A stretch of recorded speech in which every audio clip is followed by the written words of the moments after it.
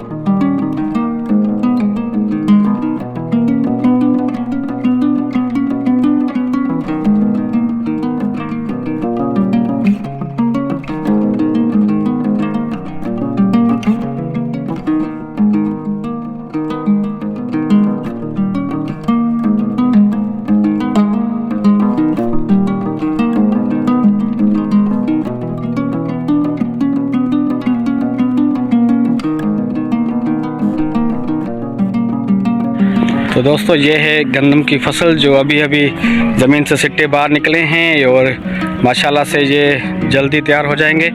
तो चलते हैं वीडियो की तरफ।